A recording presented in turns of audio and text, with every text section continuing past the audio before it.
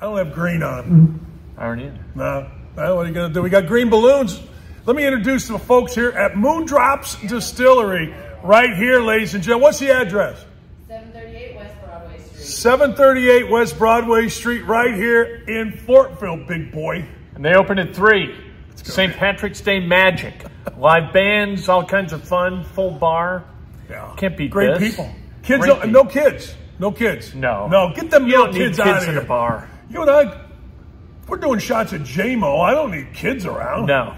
No. We want to be good role models, and that means stay away from us on St. Patrick's Day. All right, Gardner Minshew. Let's get into Colts, and we're going to break down the whole thing. Indiana. Yeah. Is Gardner Minshew a starter week 1 for the Colts? No. No.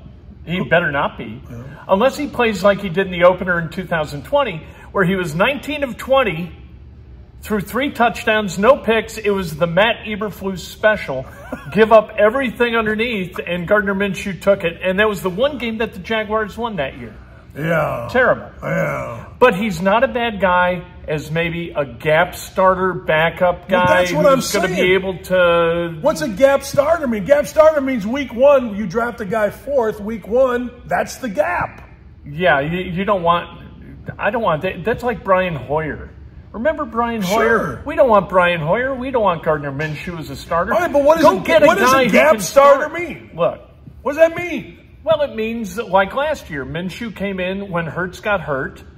You had Gardner Minshew for 2 games, and he kind of kept you in the game. Gap doesn't mean to start the season. It better not. I agree. Who do you like right now? We're going to do this every week. Yeah. Quarterback, 4th pick. Let's just say for the sake of argument, Stroud and Young are gone. Where are you going? Richardson. I know. That's the only... Unless you want to fall way back and take Hooker. Hooker's the only other guy. Levis, I want nothing to do with Levis. Nothing against Levis. We're not anti-Levis. I don't hate Levis. I don't not know as a him. person. Well, I don't know him as a person. That's No. but I don't want him here. So No. that is against him. We don't Whenever want anybody says, him. with all due No. respect, then no respect comes. I'm just trying to head off the comments at the pass. So you hate Christians. I get that all the time. I love Christians. We're a loving group of people. I'm a Christian. Why am I not a Christian? I don't know why you're not a Christian. I don't know. We're all Christians. I made a mistake today. Speaking of Christians, my wife put ham in an omelet she made me, so I'm going to hell as a Catholic on Friday. Ooh. But anyway, I digress. All right. Isn't there some kind of special dispensation on St. Patrick's Day? Yeah. St. Patrick's Day ham. I think so. Isn't it corned beef and cabbage? Yeah, but corned beef is a ham derivative if you make it correctly. All right, so do you think that Ballard has the stones, the wherewithal? Because we have talked about this. If you take Richardson, then I think Minshew's the starter week 1. I do. How are you going to bring a kid out there that threw 57% of his passes in college and you're building him for the future? I'm telling you, I think it sets up for, now, if you get Stroud, if you get Young, if somehow they fall or you move up, then Minshew's what you said. But I'm telling you, if you draft Anthony Richardson with the 4th pick, Gardner Minshew will be the starter for the Colts week 1. Then they lose. Well, maybe. So let's go under that supposition that this is going to be a building year towards something else. They better tell us that and stop talking about this is a generation of greatness and we're going to win multiple Super Bowls this decade and all this other crap. In their defense, in Jimmy's defense, he said that like a year and a half ago. Like, you can't keep, I mean, it was more true then? No, it's crap. Yeah. It's total crap. Yeah. But, and this is the problem you have with things. You remember Kenny Burmeister. Yeah. Kenny Burmeister coached at Loyola when Loyola was horrible. And he comes into Chicago and he calls it fast break by the lake at Loyola. So what the media turned around when he was like 8 in a million? Mistake by the lake. Don't make pronunciations. This is a golden era. 2 years ago he said that, and we'll still talk about it because it's still crap. Right. But I'm telling you, in my opinion, when I saw Minshew signed, I'm like, wait a second. Hold the phone. Anthony Richardson comes in. We're going to see the Gardner Minshew / Scott Tolzien / Brian Hoyer era. I'm telling you. They love Richardson. They want Richardson. And that's what's going to happen. And you better move up one spot. Wow. Because if you don't, somebody's going to trade over the top of the Colts, and they're going to take Richardson after Stroud and Young or Young and Stroud. And then, like, you're not going to use a fourth pick to take the fourth best quarterback in a mediocre quarterback class. If you were the Colts, yeah. Oh, I'm going to tell you what I would do.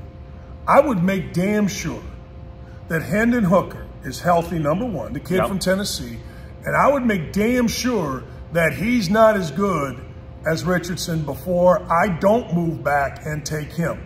Do you see what I'm saying? Yeah. I mean, to me, I watch Hendon Hooker. That dude can ball. He was really good before he got hurt. He was a leader too. Yeah. And there was no questions about could he throw. I don't know whether he is an accurate passer. I know this. He's a hell of a lot better than Richardson, and he's a hell of an athlete.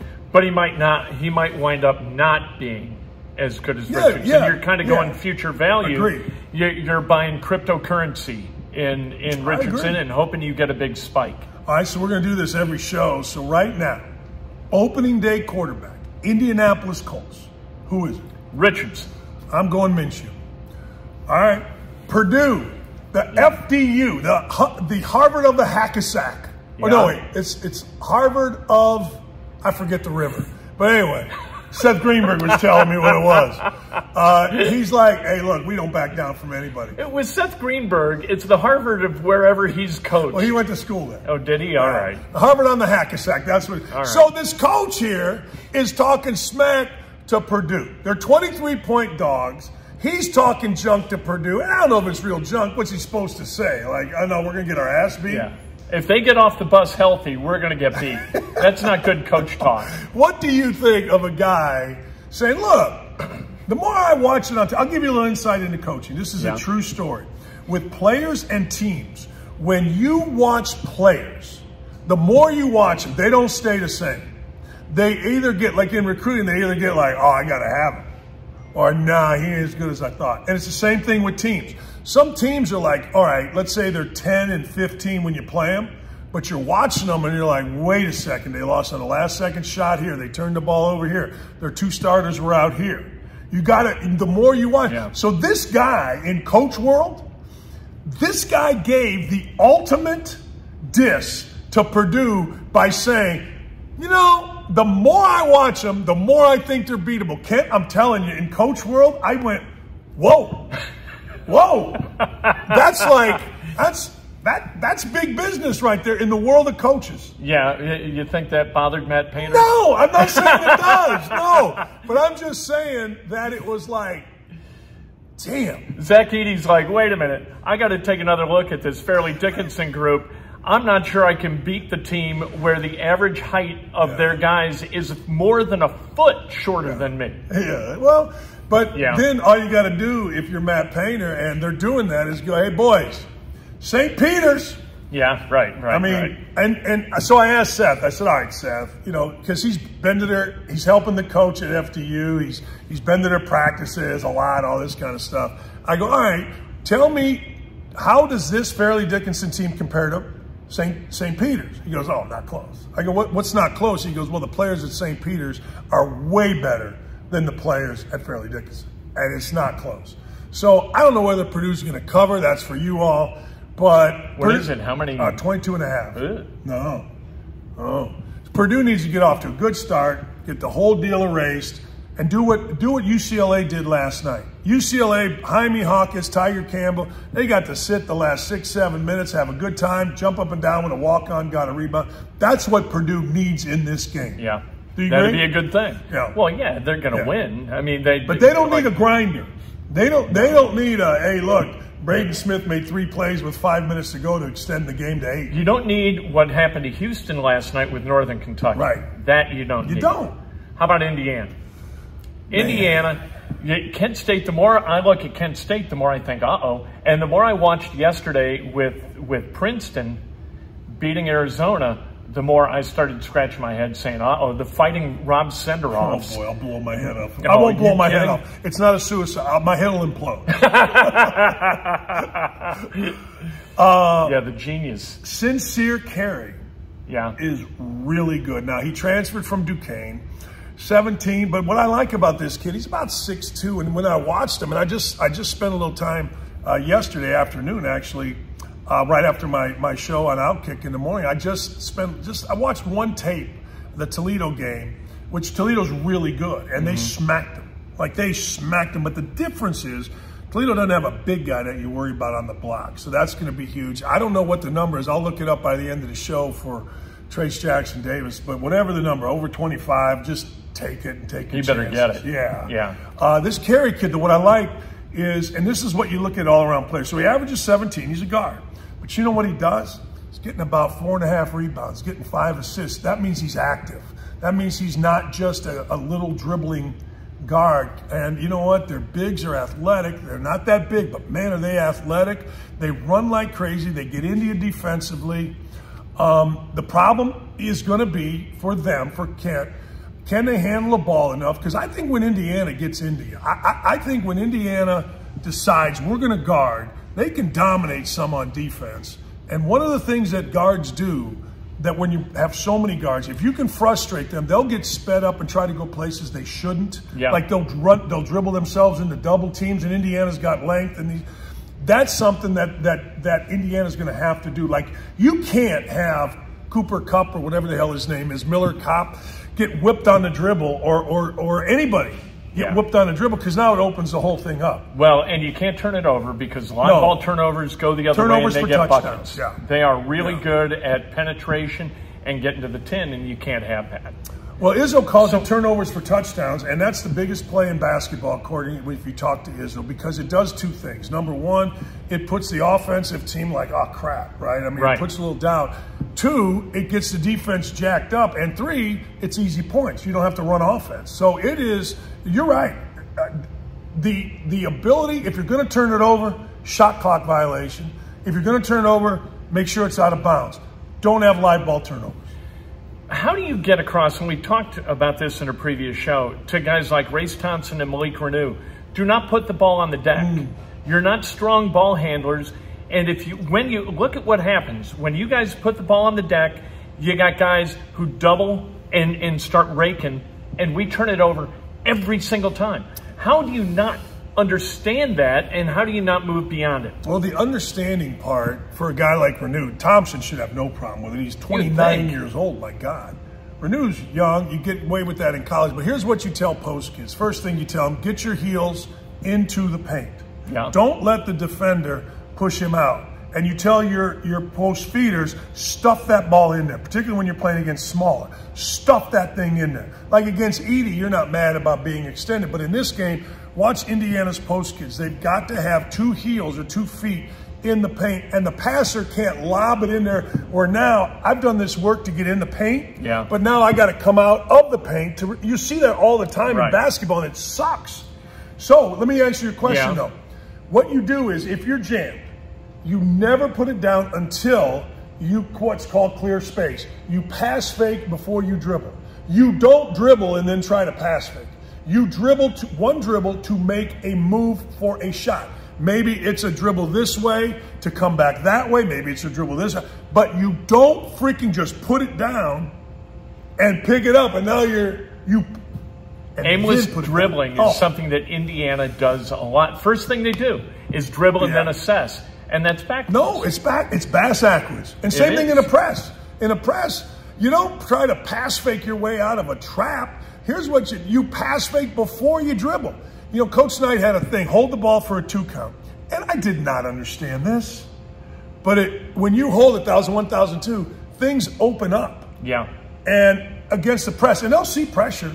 If you just put your head down and dribble, you know what the defense is geared to do?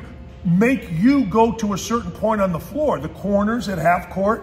No, pass fake it gives you 2 things. Moves the defense, that's 1. 2, it gives you vision for where now you can determine where you dribble the basketball. They're not, if I get it, put my head down, you're determining I'm going here. Right. Can't do that. Indiana's bad at that.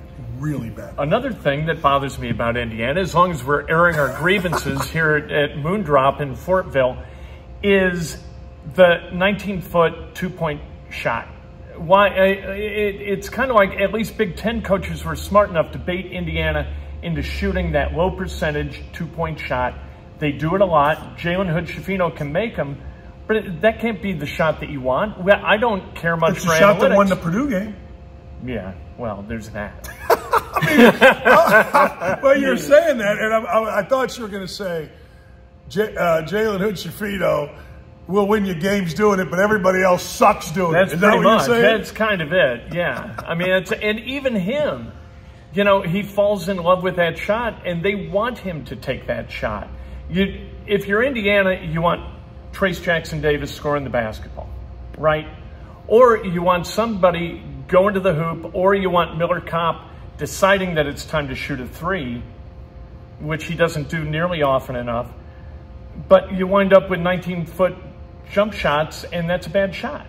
I'm not disagreeing with you, and I would be curious. I've not really done this, but I'd be curious to see when you get those shots. Like, I would bet money you take those shots without the ball going inside. Yeah, it's early. Touching the paint. Early, always. Yeah, I mean, that's the thing. And the other thing with Indiana is they can't. Here's how I see Indiana when they're playing well. I can guard my own man. Like, Indiana, even Miller Kopp, he looks slow, but I tell you what, he fights hard defensively. When you can guard your own man, that makes defense just so much better. If you got to help on me, well, in this game, you also got to recover. So if we pass to your man, you got a quick guy who maybe shoots it, and you got to come from here out to recovery against a guy that's as quick, if not quicker than you, and that's hard, man. Let me ask you about the defense that Indiana played toward the end of the game against Michigan, where they put up a wall, did not allow penetration, and so they couldn't get south and start kicking it to Dickinson. Why don't they do this all the time? And wouldn't this be a good thing to do tonight against a team like Kent State that likes putting it on the floor and getting to the rack? Absolutely. When you're bigger than somebody, so here's the camera. If I'm taller than, I can give a little more room. Right. I can put you at arm's length a little bit, and Indiana's going to be bigger. All right, here's what has to happen in that vein. First, I got to square my shoulders to the driver. It used to be you turned, you wanted to force everybody to the baseline. Well, guys are pretty good with the ball now. If they get past you even a little bit, they'll duck underneath. So I got to square my shoulders. That's number one. Number two is you as the guy next to me. So we call it one pass away. I got the ball. There's a guy, he's one pass away. 2 passes away would be if I'm on the top of the key, me throwing it to the corner. That's 2 passes away. 1 pass.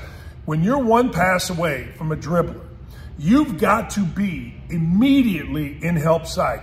So it's only one move. Because the recovery is quick. That's it. Right. I don't have to come here and then there. I'm already here, which visually slows down the driver. So he sees me here. All right. Then when I kick it, I don't have to help and then recover. I just got to recover, and that is huge. So if you're watching the game tonight, don't watch the ball.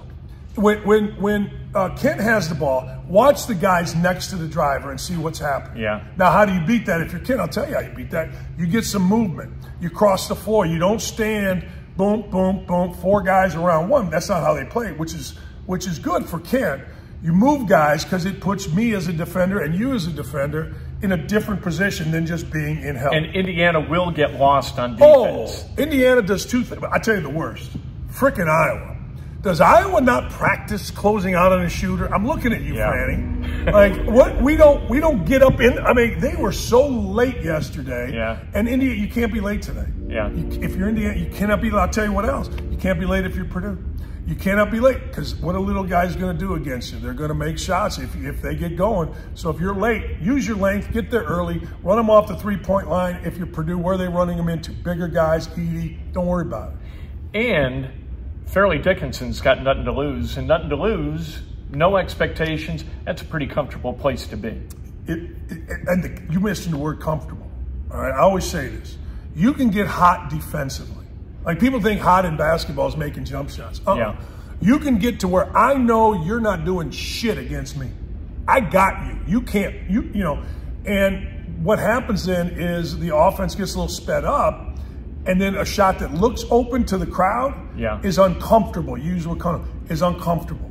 So Indiana and Purdue just needs to say, look, great year. You didn't win your league. Fairleigh Dickinson, you only got in because Merrimack wasn't eligible, but it's time to go. Yesterday's games, You had Furman and Virginia. And the Virginia kid completely gacked it up at the end. In a way, like Kenny Smith in the postgame said, you know, I saw a guy do that in high school, and I said, I'm never doing that. I'm never just winging the ball. Ever, ever, ever. You got to run through those scenarios in your head, right? Like you're on the way to the game, you're laying around in your dorm, you're like, okay, what do I want to do? What don't I want to do? If I get caught in this situation, what the hell am I going to do? And he just flung it up, and the kid for Furman, like killer stroke, just like PJ Pegues. Boom. Unbelievable. Yeah. You know what's ironic? You don't remember when Purdue lost to Virginia and Yeah. Diakite? You know who the guy was that ran down the ball and threw it to Diakite? Kihei Clark, the same kid that threw the ball long. Really? So he gets, you know, if you were going to say... That's uncomfortable. That kid was uncomfortable.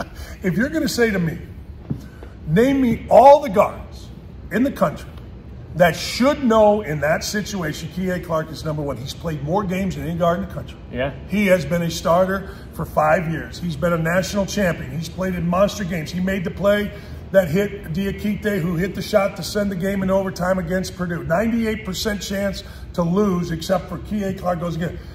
And I think what happened, I think his mind, there was only 2 seconds left, so float right. Did you think that? Yeah. Which is still not the Not thing great. to do. Not great. Hold on to the ball. Is there a 5-second count in the backcourt? No. I was like, what? What's Or the hurry, Murray? step out of bounds and fire it as high up in the air as you can. Yeah, right. I mean, I don't know. Well, this or just call timeout. The only way you lose that game is doing exactly what Or he get did in that stripped. moment. Or if he gets stripped. Yeah, Or but they're trapped. going to call a foul. But where's the coach? See, it used to be. And Bennett's supposed to be that guy. Our guys never lose their minds. We win games in the way we're supposed to win games, and they didn't. They lost. You know what Bennett's doing today? He's a really good guy, and I don't know if he stresses it out like this. He's thinking, why didn't I call timeout? Yeah. Now, it was the other end. He was over here. Clark was as far away from him as you could be, but I'm telling you as a coach, I swear to God, I'm not saying I would have either jumped off a bridge today because I didn't call timeout, or I'd been sitting here at Moondrops tasting everything that's behind the bar, just drinking until I forget. And that's what kids really don't understand, I think, whether they're in college or high school, is you never get over it. Oh! That loss, that is going to forever haunt that kid, forever. And for Bennett, forever, that's going to be in his head. And that's not, oh God, I still remember turning it over against Virginia in 1984. Are you kidding me? I played a scenario last night in my head on it. It's 40 years. Yeah. And I came back and hit a jump shot, so it wasn't like at the end, man. It was ended up. But hey, I think of 4 games we lost. My one was at Bowling Green. We were going to the tournament. Kid missed a block out. They hit a 3. We lose when we're the number 1 seed. One was in high school against you guys. Yeah. Kid missed 2 free throws. One was against what I just talked about, Virginia, and one was like, DJ White, you freaking idiot. We're going to beat Penn State up 3, and you go foul a guy for an and 1. I got a headache. I'm playing high school soccer against Trinity, and I hated Trinity, Louisville Trinity. And I think our goalie's out of position, and it's a scoreless game. And so I'm like, I got to get between the guy with the ball and the goal. I'm going to be the hero. I'm going to stop this thing. And so I'm ready, and he shoots to my right, and I block it with my foot, and I knock it past our goalie who had recovered into the net for an own goal, and we lose 1-0. I know exactly where I was. Yeah. I know I can still see the kid's face. I will never get over that, ever. You're preaching. It's hideous. Like, and you think when you're a kid, well, because this is the way kids think, next week I'll be fine. No, you're never fine. Never. It haunts you forever. It will like, whoop. I was talking to my Pops into my son head. about the NCAA tournament. I'd forgotten about this. He was playing Ohio State. They got off. They were like down 12-0 against Gonzaga. And Andrew played a great game. They brought him in, and next thing you know, they're up 5 with about 4 minutes to go. And I forgot this. He kind of played off a kid named Norvell. They hit him on the wing. He drills a 3. 5 becomes 2, and they go on to lose. You know, it happened with like 4 or 5 minutes to go. But Andrew brought it up to me the other day. Yeah. He's like, oh, yeah, that was a game I screwed up. I should have been out on. I'm like, oh, okay. Yeah. All right, you mentioned Furman. Yeah. Furman's kind of fun. Princeton's kind of fun. Mitch Henderson, the coach, I went and recruited him to Indiana at Culver Military Academy. And really? He wasn't good enough at the time, but I knew of him. I drove up there. I went to Culver, went to a game. He was good. I mean, and he had a terrific career at Princeton, but I didn't recruit him. But I'm so happy for him. You're talking about a guy that was on Pete Carell's team when they beat UCLA, and now he's the coach, and they go ahead and beat a 15 seed. Man, good for him. I got a tip for you. I swear to God, I'm going to look it up right now because you're going to put this show out. I want to bring one thing up before we go someplace else. I thought about you yesterday when I was watching that game, Princeton and Arizona, because they had bad face. Arizona horrible. Looked like horrible. Somebody called timeout and get these guys rewired, reboot these guys, because these guys are not ready to win this game. They are not going to win this game. Right. That's a great point. They were shook. Yeah. Tommy Lloyd did call a timeout. They came out of the timeout, and I was expecting. They were more shook after that. Hey, you're so right about that. Yeah. If you would have taken and said, all right, take off your jerseys, play shirts and skins, nothing on it, and just watch the body language, those two teams, you'd have said, well, I can't tell. Physically, you could tell the difference because they were bigger, but in terms of play, Princeton, I used to call it going backwards. Don't move back. Don't be going backwards. Let's go. You're so right about that. In fact, with 5 minutes to go, I live bet Princeton. They were down. Really? Yeah, they got it from 10 to like 7 or whatever it was. I'm like, whoa, well, I can see this. I can see where this is headed. So I live bet them plus 5.5, and I live bet them money line because you're exactly right. Now, here's the deal with that. So if you're Princeton and you're down late, one crappy three that they throw in Arizona at the shot clock buzzer kind of stems the tide on the whole thing. And Princeton wasn't having it, man. Right. They were not having it. All right, I'll give you a gambling tip. Yeah. All right, those of you, this hit, in mine, it hit 9 out of 10. I got this from a, quote, secret society, true story, of big money gamblers here in Indianapolis. Are they all Masons? Are they Freemasons? Yeah. All right, you're watching the game. It gets to halftime.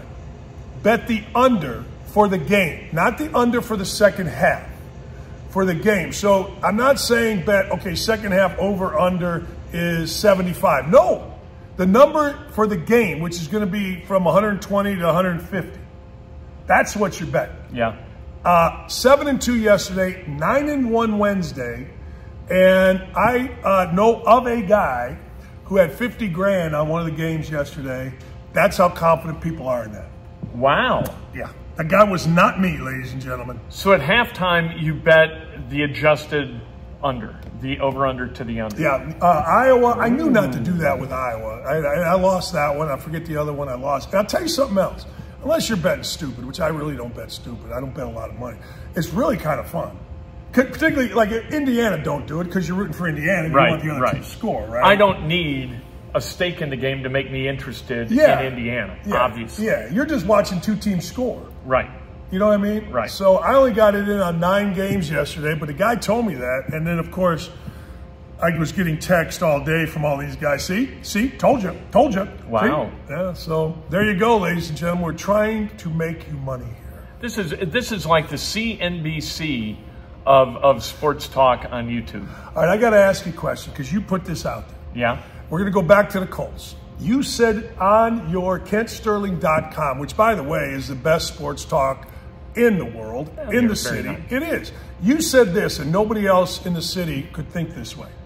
You said Chris Ballard is signing players like he was 12-4 as opposed to being 4-12 or whatever the hell the record was. Elaborate. He's acting like he's won something. He's going out and getting depth pieces at defensive tackle and at edge rather than addressing the glaring needs of his team like they don't exist. It's like, oh no, the wide receiver room is fine. We've got no problems. Our starting 22, I would stack up against anybody else's starting 22, despite the fact they're 4-12-1. That's insanity. He is piloting the ship as though the ship is on calm waters coming into the port triumphant. They're going to have a parade for him. And no, like this team's in deep trouble. You got offensive line problems. You got linebacker problems. You got defensive back problems. You have one real quarterback on the roster. You have two real wide receivers on the roster, and neither of them are dynamic. And you got a guy coming off a high ankle who's your only dynamic offensive player, and you're, again, using this word, your only dynamic defensive player has back issues, nerve problems, and you don't know whether he's ever going to be able to play again. This is craziness to me. And if I would give him a pass, as we have in the past, if this wasn't year 7. Yes! This is 7 years of doing the same shit and calling it somehow a winning formula. I don't know how the meetings on 56th Street, how they don't end with, like Jim Irsay, either enraged or like that. I don't know what's going on over there. Paris Campbell and Matt Ryan both out. Ashton Doolin, though. He's back. And E.J. Speed, who I like. I like E.J. Speed. I do too. And I think he's got a great name for a linebacker or a superhero. Here's what you don't do if you're putting together an NFL roster. You don't overpay for mediocrity. Same thing in baseball. Like I remember when the Cardinals won the World Series in 2011. They had 10 guys who were making above the minimum. Then they had 15 guys under $1 million. That's how you put together a roster. You're willing to overpay for greatness. Everybody else gets the minimum. And that's it. But they keep paying guys $4.5 million a year, and I don't know why. To me, when you look at the NFL, and we've talked about this, and I'm never stopping talking about this, I got to look at weapons. That's what I look at. Yes. Okay, so they signed the pass rusher, but last year they signed Ngakoue, and I tried to tell you he runs past the quarterback because that's what Mike Lombardi told me, and Grigson, and he wasn't wrong. Yeah. All right, so fine, you got a pass rusher, that's great, but 5 sacks last year. That's your pass rusher. Okay. That's what I'm saying, but that's okay. All right, now, no Paris Campbell. Right. Which is fine because he's been hurt. But here's the deal, He's a guy. Here's the deal. Who are you replacing him with? Yeah. I mean, whenever we want somebody gone, you got to replace them. Like, I don't want Matt Ryan here. Okay, here's Gardner Minshew. There's your replacement. I mean, whether he starts or not, he's the replacement for Matt Ryan. It's the same thing in business, and it's the same thing in media. If you're going to let somebody in media go, you need to know who the replacement is going to be. And so any good program director has a list, either in his head or in his desk. If I let this guy go and he's really important to my brand, if I'm going to let this guy go, I better know who the hell I'm going to replace him with. That's why I try to tell you, people acted like, I got fired. I'm like, no, if I got fired, and the company's great. Radio One's great. They would have had a replacement. You would think. I've said this about athletic directors. Hey, look, Nick Saban's great. I'm not firing Nick Saban. Nick Saban's going to stay here, but I got a list. And I'm paying attention. Always. To who's my next. Absolutely. He might just wake up one day and he's going to do an Andrew Luck right. And he's going to go live his life. Right. So you better be ready. I'm ready. That's exactly right. You could almost, free agency, business, media, coaching, you got to have somebody. I would assume, other than, nobody's coming in on this show because we're the only two doing it, right? But I would assume at Outkick they're looking for, hey, look, Dockage is old, fat, and bald, and he might just go off the rails here one day. We're going to have to help him. You know what I mean? But it's true. Like, I always told my coaches, I did this one time just because I was mad. I brought out a stack that I had of resumes from other assistants trying to get, I go, this is how many people want your freaking job. Yeah, now, I know it's Bowling Green, it ain't Indiana, but these jobs are pretty good. And that's kind of a jackass move, but hey, what are you going to do as a jackass? This is how you learn. I was young and jackass. All right, sure. So Mark Presley, who is the owner of where we're at here, Moondrops Distillery, he walked by and he said, over under for Colts wins. What did he say? 2 when he walked by? 3? I was thinking about that this morning because going on your show, you asked me last year, and I think I said 10. I like maybe 10 or you were 11. saying, yeah, 15. This year, it's completely different. And that's how you can tell the blooms off the rose, is that the expectations for this team, mediocrity at best. And last year, why, hey, the Titans are going to take a step back. The Jaguars still suck. You know, Houston's a train awful. wreck. This is a coronation. It's not a season, and it's not. And this year's not going to be. And I don't understand how it gets better before it gets worse. I don't think it will. I know how it does. Lamar Jackson. I'm starting to come around a Are little you? bit. Well, no. But like the present value of Lamar Jackson is so much better than what the Colts have right now. But the future value... Dude's 26. You're talking injury. I'm talking both injury, giving up $50 million a year-ish, guaranteed for 5 years, and 2 first-round picks that are one is number 4. We know what that one is. Next year, even with Lamar Jackson, do you think that this roster is ready to win 10 games? I will tell you, I think it's a hell of a lot more ready with Lamar Jackson. I don't think Houston's any better. I don't like what I see if I'm a Titans fan. I mean, we can all talk about Jacksonville, but I mean, Jacksonville's fine. I don't have their schedule here in front of me. Well, as we get closer to the season, we'll do it. Look, in my opinion, I want hope. Yeah. And hope could be C.J. Stroud. Hope could be Anthony Richardson, but I think you're stretching that hope. Here's where the problem is, and it can only be solved with Lamar Jackson, is if you start stacking up the quarterbacks in the AFC, and you say, okay, Mahomes, Burrow, Herbert, Lawrence, Allen, right? Rodgers, right? Jackson. There's 7. If he goes back to the Ravens, Burrow, and you're not going to penetrate that 7 with anybody but Lamar Jackson. So how do you even pretend to be competitive within the AFC?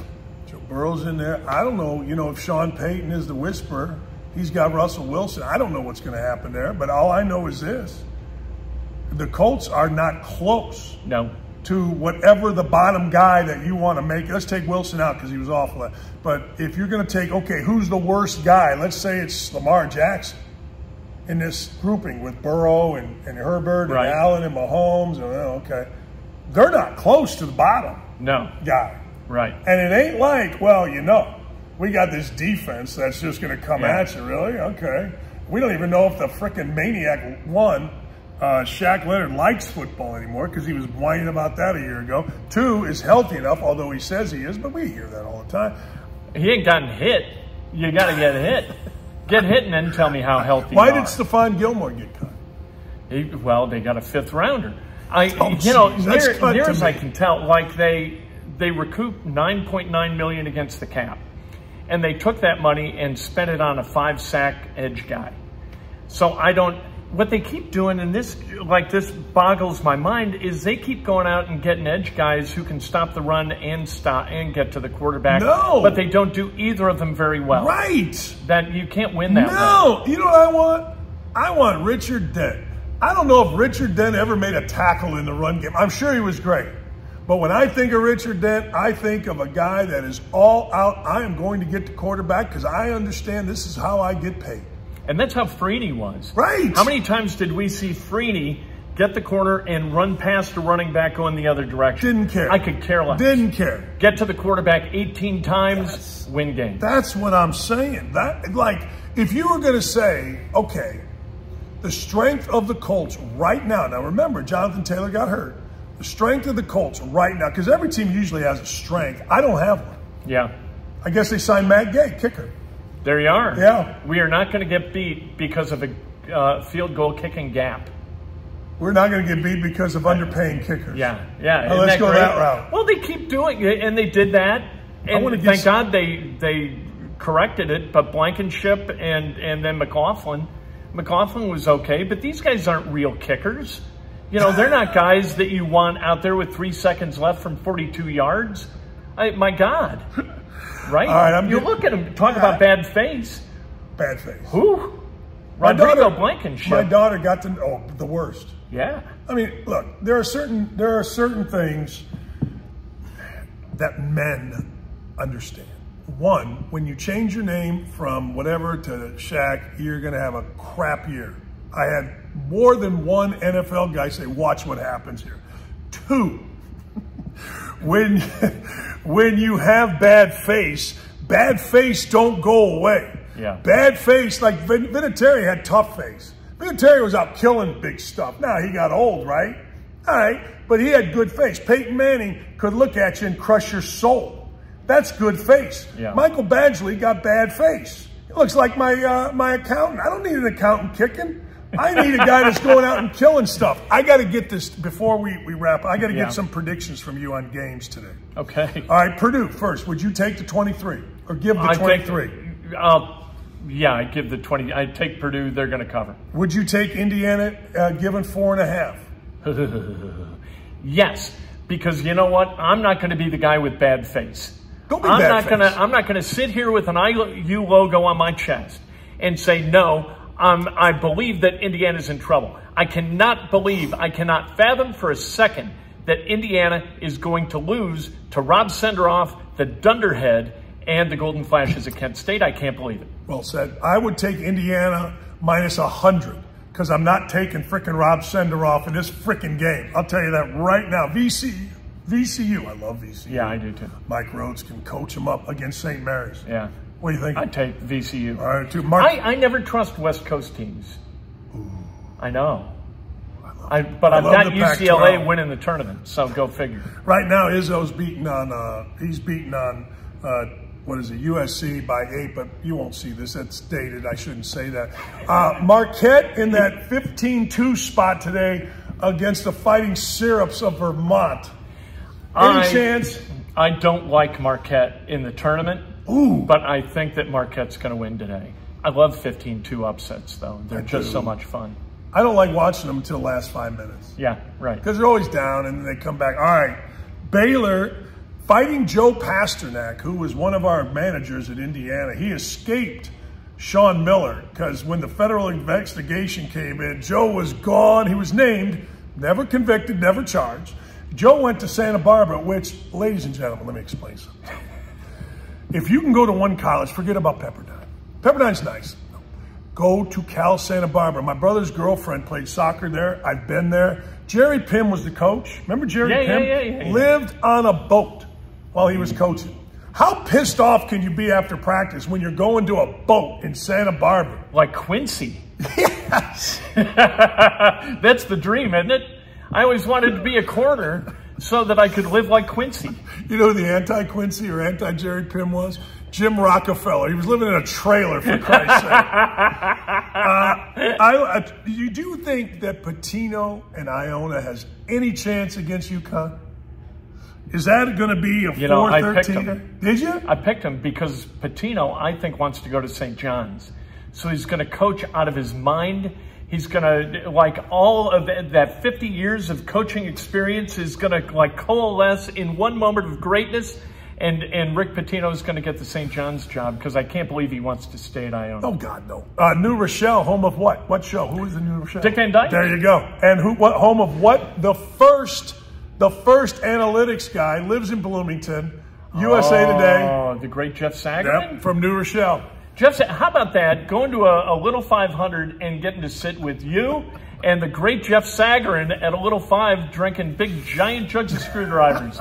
I don't know whether you did, but we did. I drank a ton of them. You kidding me? All right. The last one I'm going to get you on because the Big Blue Nation and John Calipari, it's about that tight. I don't want anybody, thinking I'm giving some gang sign or something, but Providence, Ed Cooley can coach. You can. Your thoughts? That is a tough-ass team. Providence getting off the bus would scare the living hell out of me. And this is why I think that Providence is going to win, because Dick Vitale was on Get Up this morning and said, hey, Kentucky fans, you've got to love what's going on with Calipari. You've got to embrace him. There needs to be more love from Big Blue Nation. Why? I don't understand what he's talking about, except he's covering his guy in advance of what he believes is going to be an upset of Kentucky by Providence. I'm taking Kentucky, tell you why. I think this year, when Kentucky's been down and out, they've gone to Arkansas and won. Down and out, lost a couple at home to lost to Vandy, and they went on to Tennessee when Tennessee may have been in the top 5 at the time and won.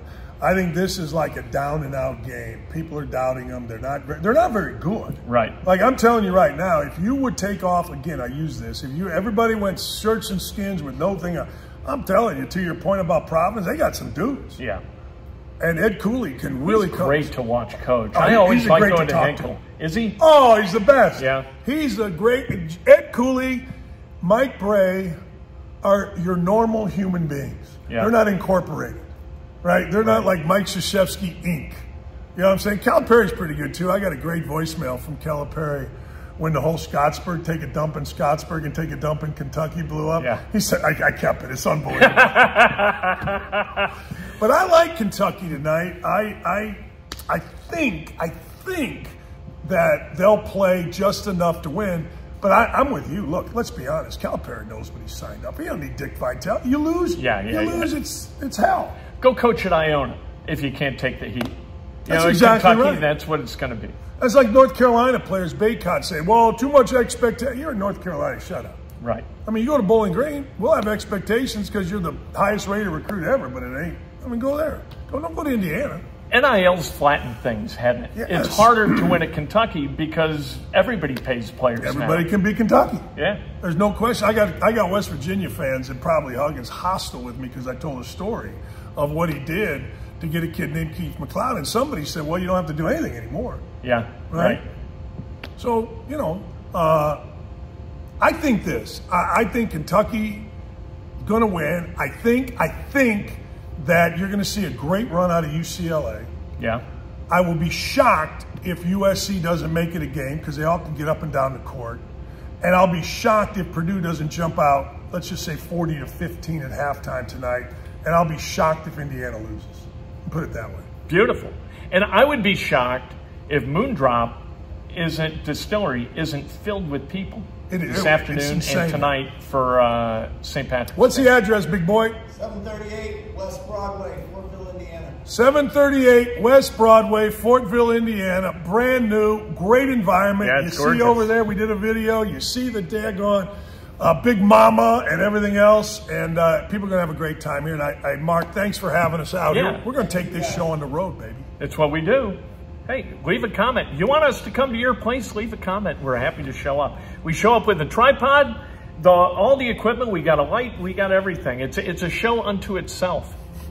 That's what I was told about a fan van. What do you say? Ring the bell. Ring the bell. Subscribe. Ring the bell. Subscribe for the love of God. All right. I didn't know what ring the bell was until we started this. Now I'm all over. By the way, watch me 9 to 11 every morning, Monday through Friday, at Outkick.com. The show is called Don't At Me. We get local and we get national. We have a great group of guests. Perfect. Let's go. What a show.